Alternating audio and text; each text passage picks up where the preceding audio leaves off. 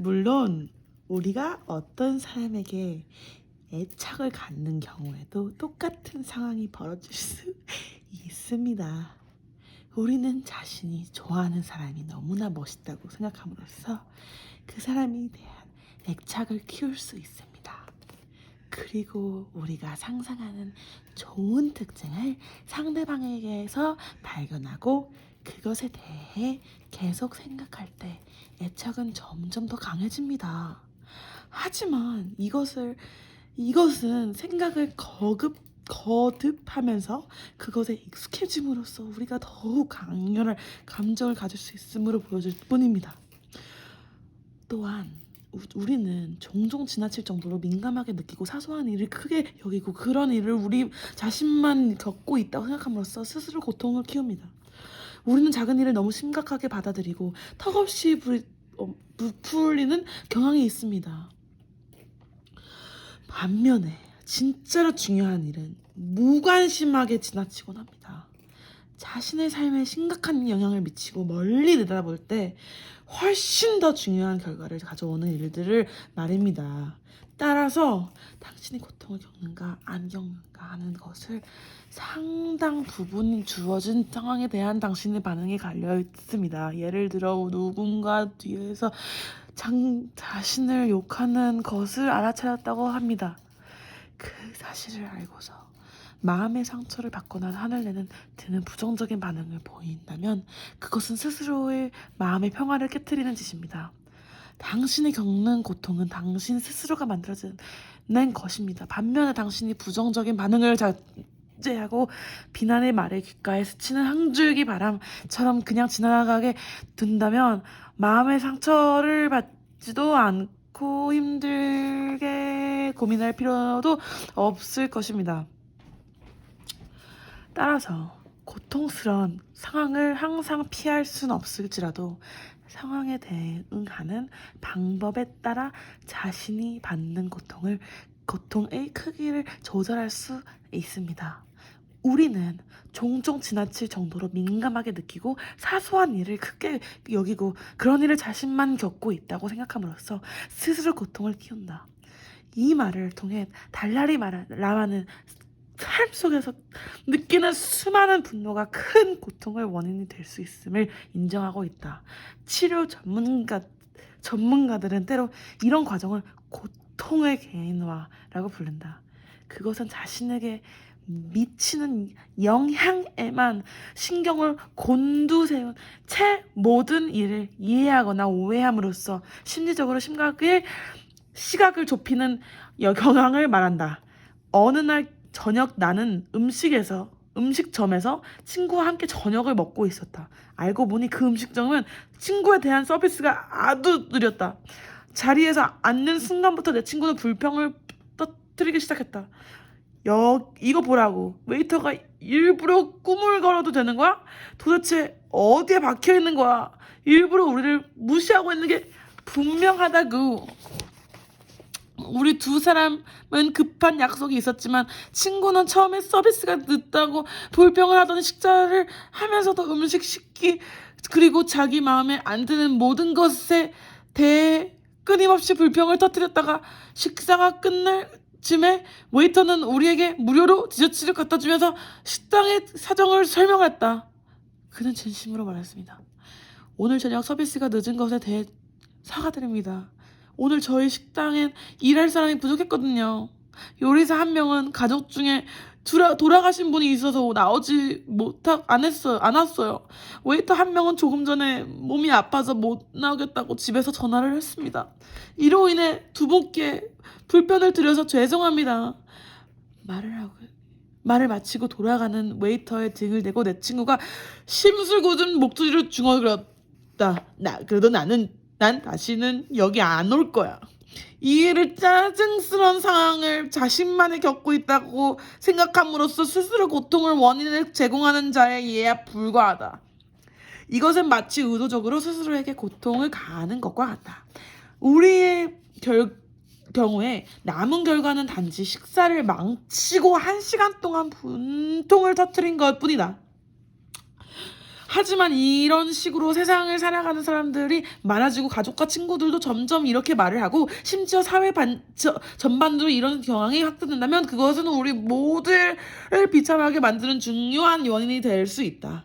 자크 리세랑은 이런 협한 생각이 좀 더 폭넓은 것을 암시한다고 하면서 통찰력 있는 자신의 생각을 보여주었다. 18살 때부터 앞을 보지 못했던 레세랑은 2차 세계 대전 당시 나치에 저항하는 레지스탕스 그룹에 조직했다. 결국 그는 독일인에게 붙잡혀 부켄발트 수용소에 갇혔다. 나중에 수용소에서 겪은 일들에 대해 자세히 얘기하면서 리세랑은 말했다. 당신의 경험을 통해 나는 우리가 불행을 느끼는 이유는 스스로를 세상의 중심에 놓고 자신만 참을 수 없는 고통을 겪는다는 비참한 확신을 갖고 있기 때문임을 알았다. 자신의 몸 안에 또는 머릿속에 갇혀 있는 사람은 언제나 불행할 수밖에 없다. 삶에서 문제는 늘 일어나기 마련이다. 하지만 문제가 저절로 고통을 일으키는 건 아니다. 우리가 문제에 달려들어 관심을 기울이고 해답을 찾는데 온 힘을 기울인다면 문제는 하나의 도전으로 바뀔 수 있는 것이다. 하지만 자신에게 문제가 생긴 것을 불공평하다는 느낌을 갖고 있다면 그것은 불안감과 고통스러운 감정을 일으킨다는 강력한 자극제가 될 것이다. 그러면 이제 우리는 하나가 아닌 두 가지 문제를 떠안게 될 뿐이다.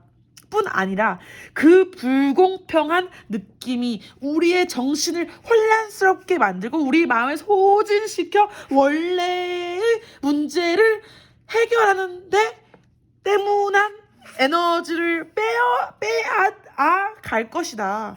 어느 날 아침 나는 이 문제에 대해 달라리 라마에게 물었다.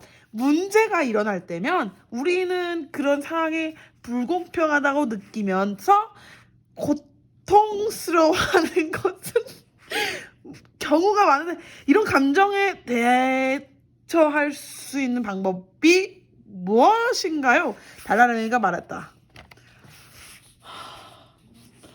자신의 고통받는 것이 불공평하다는 느낌을 해결하는 데는 여러 가지 방법이 있을 수 있습니다. 나는 앞에서 고통을 인간 존재가 가진 자연스러운 상황으로 받아들이는 것이 중요하다고 말했습니다. 어떤 면에서는 배신들이 힘든 상황을 받아들이기가 더 쉬울 거라고 생각합니다. 왜냐면 그들은 내가 이런 고통을 겪는 것은 나의 카르마 때문이야 라고 생각할 것이기 때문입니다. 그들은 자신의 고통을 생이나 전생에서 자신의 저지르는 부정적인 행동 탓으로 돌릴 것이고 따라서 그들은 다른 사람들보다 고통을 더 잘 받아들일 수 있습니다. 난 인도의 명지에서 아주 어려운 상황에 처해 있는 몇몇 가족을 본 적이 있습니다. 그들은 매우 가난하게 살고 있습니다. 무엇보다 어려운 점은 눈이 안 보이고 때로는 정신박약 증세까지 보이는 아이들이 그 가족을 속에 있다는 것이었습니다. 그래도 이들 가난한 엄마들은 그런데도 자신의 아이들을 돌보면서 이렇게 말하곤 합니다. 이것은 아이의 카르마 때문입니다. 아이의 운명이지요. 카르마에 대해 말할 때 반드시 이해하고 넘어가야 할 것입니다. 있습니다.